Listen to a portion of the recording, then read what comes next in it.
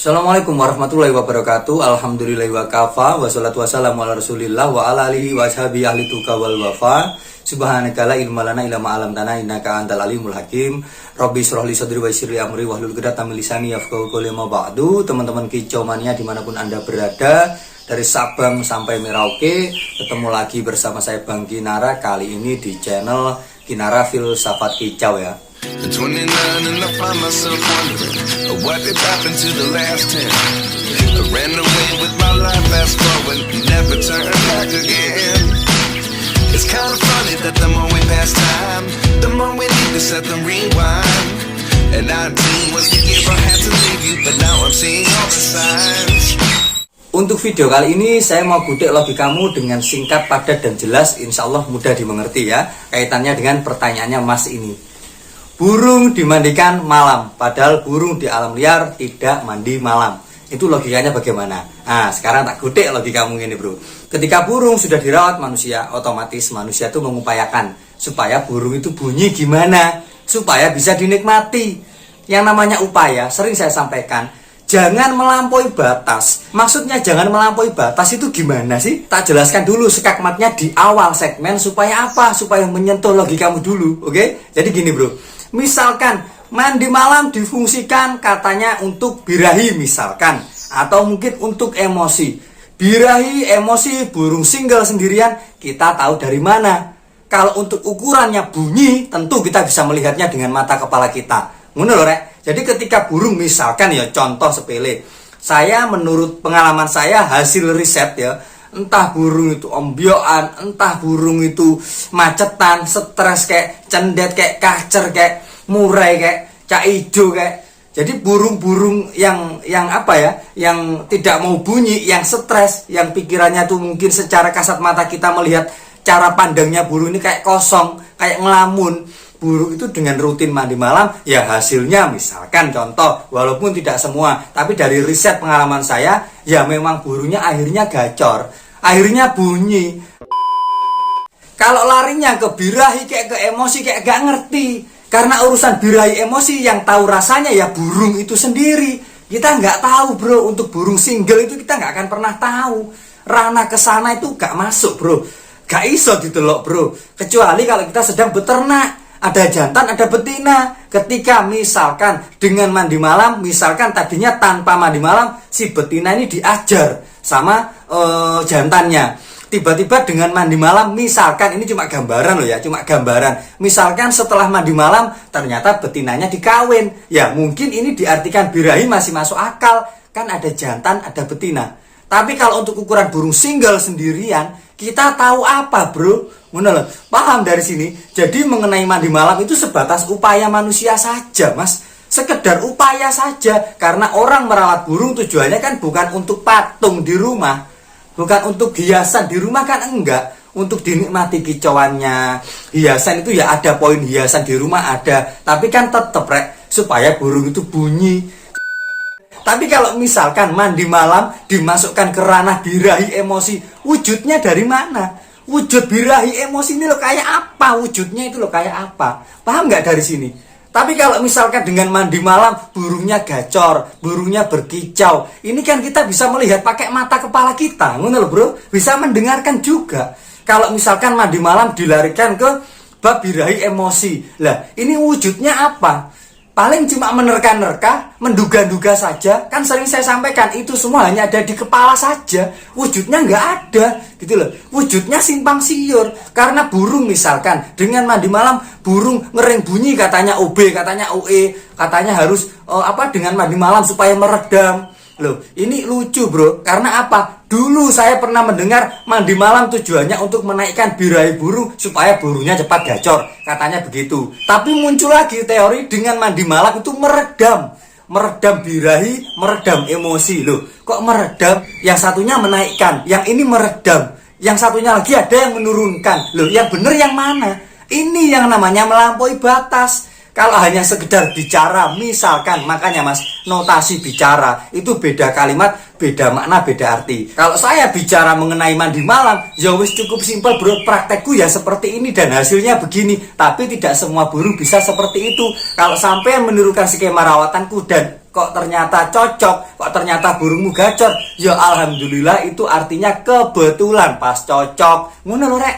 Dengan mandi malam kalau saya burung saya ya begitu. Dengan mandi malam burung saya alhamdulillah ada yang gacor, ada yang edor. Ada burung saya yang mandi malam ternyata malah nyekukruk, berarti dia nggak cocok dengan mandi malam. Kenapa saya bilang nggak cocok? Karena saya bisa melihat dari mata kepala saya sendiri burungku dengan mandi malam nyekukruk. Masa tak terusin? Kan sebatas itu bro, kita mengupayakan dan kita melihat hasilnya. Daripada kita mengupayakan tapi kita tidak melihat hasilnya. Bicara birahi emosi, adakah hasilnya? Saya mau tanya, wujudnya seperti apa? Wujud nyatanya untuk burung single, saya ingin tahu. Semua hanya ada di kepala saja mas, nggak pernah ada wujudnya. Oh kayaknya dia, kicauannya, ngerik-ngerik, bongkar materi bu, emosinya dapat. Wah itu materinya apa bu, pedes bu, powernya bu, itu emosinya dapat lah. Ini kan hanya dugaan. Ketika dia ngerik-ngerik, ketika dia powernya tembus-tembus, apakah itu semua diartikan emosi? Ketika kita mengartikan itu emosi, misalkan kita mengartikan itu emosi, atau mungkin kita mengartikan itu birahi, wah birahinya dapat, wah mantap, volumenya tembus, ngotot begini, ngotot begitu. Ternyata setelah digantang, ngering lah, inilah, itulah, ngelangsak lah, beginilah, begitulah. Setelah dirawat, mumpet nindas, tanyalah sama mentornya. Ternyata mentornya malah munculin teori baru.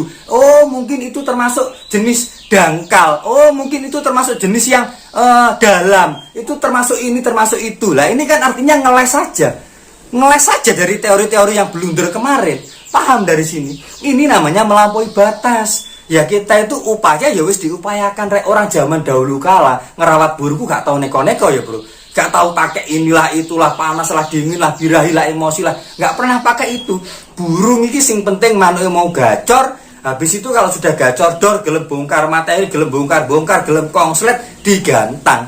Menang urusan hoki, ngono lho rek. Lek menang alhamdulillah, gak menang ya wis. Ngono bro. Berarti manuke gak mood, selesai.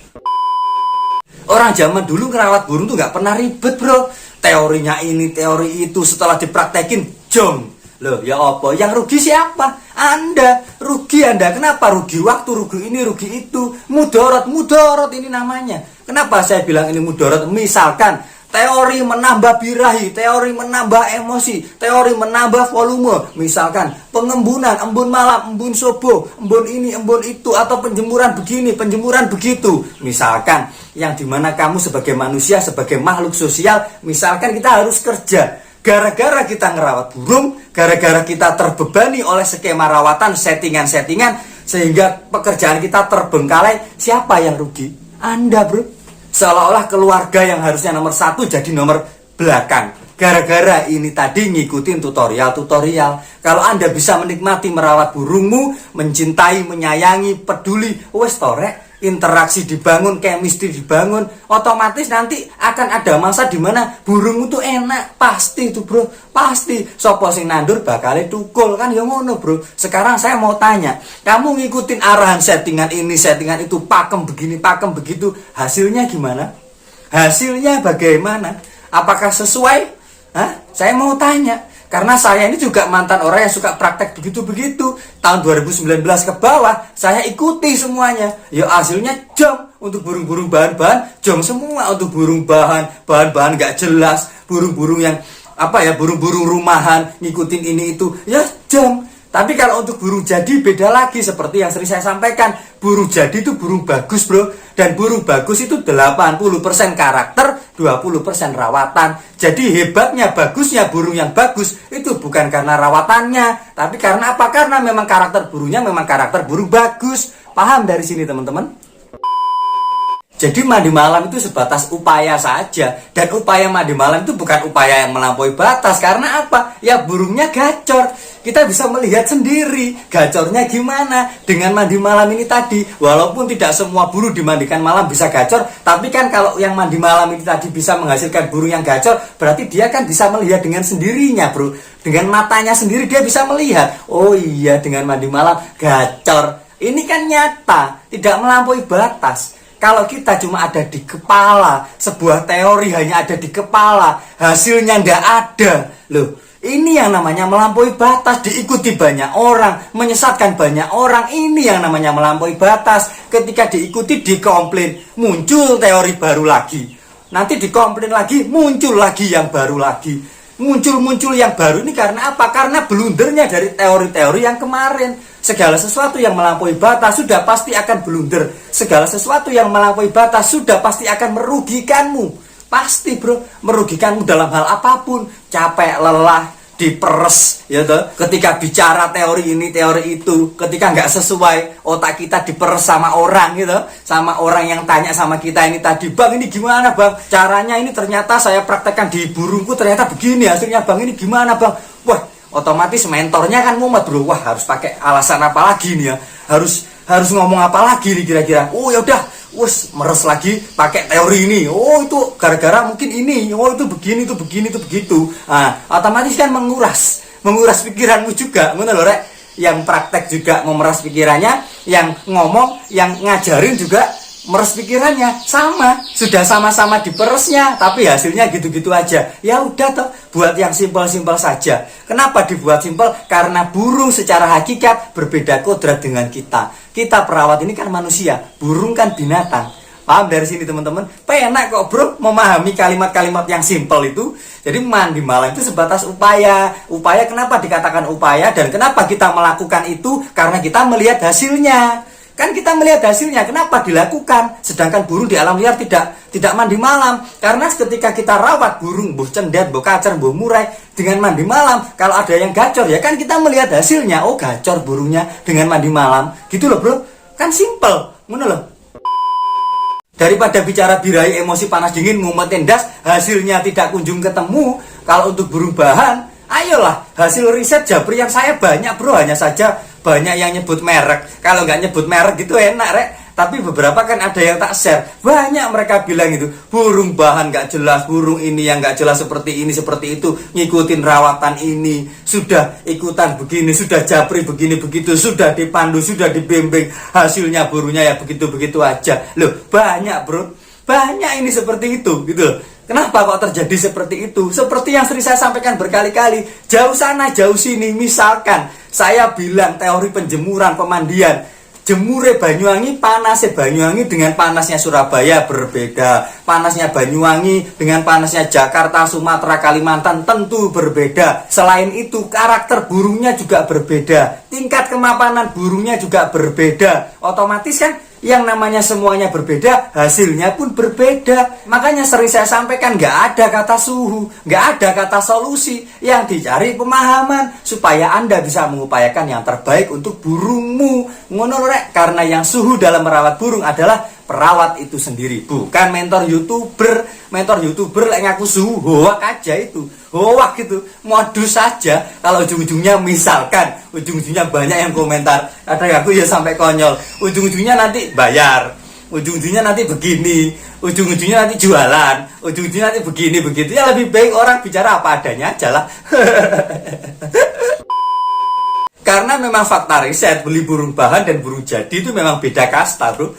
Beda kasta, beda rawatan juga, beda chemistry juga, beda sembarangan nih. Makanya main burung sesuaikan dengan kapasitasmu. Kalau kamu orangnya maniak gantangan, ingat loh ya, maniak gantangan, tuku manuk dadi. Ya memang rata-rata maniak gantangan belinya memang beli burung jadi. Karena apa? Ya kalau beli burung bahan prosesnya lama, kan begitu. Beda dengan orang-orang yang semi gantangan. Yo, lek manuke apik digantang, lek gak yo wis dinikmati di rumah beda. Ini masih ada kemungkinan dia main burung-burung bahan. Apalagi orang-orang yang cuma main burung rumah-rumahan aja, yang cuma pengen sing penting duwe manuk kayak gitu. Ya belinya ombyoan, belinya bahan-bahan gak jelas, ya pasti begitu. Kan disesuaikan dengan kapasitasnya masing-masing. Kan gak mungkin bro segala sesuatu menirukan ini, menirukan itu. Yang boleh menirukan ini dan itu kalau kaitannya dengan keyakinan, kaitannya dengan akidah, akhlak, gini-gini kira menirukan gurunya, menirukan ini, menirukan itu. Karena apa? Rujukannya jelas. Kamu menirukan ABCD yang dibahas binatang, yang dibahas makhluk hidup, ya nggak ada rujukannya, mumet bro, hasilnya beda. Jangankan bicara dunia binatang, dunia pertanian, dunia perkebunan. Lombok kemarin tandur apik, panen apik dengan obat ini. Sekarang dipakai sudah beda lagi. Ya inilah kehidupan, nggak pernah ada pakemnya, terus berjalan naik dan turun. Ya seperti itu bro. Makanya sering saya sampaikan, kata stabil itu nggak pernah ada. Stabil di musimnya, ngono tok mungkin masih ada. Paham dari sini teman-teman? Wes ngono wae, ben gak dawa-dawa ya. Menyentuh logikamu apa ora?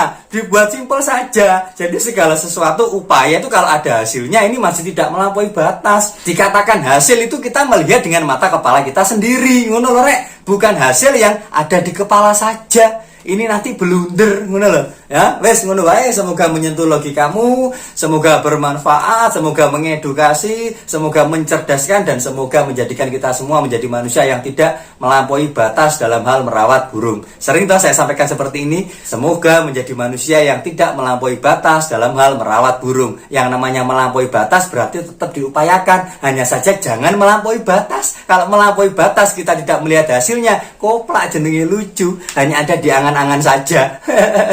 Wes ngono wae, semoga bermanfaat. Saya akhiri wabillahi taufiq wal hidayah. Assalamualaikum warahmatullahi wabarakatuh.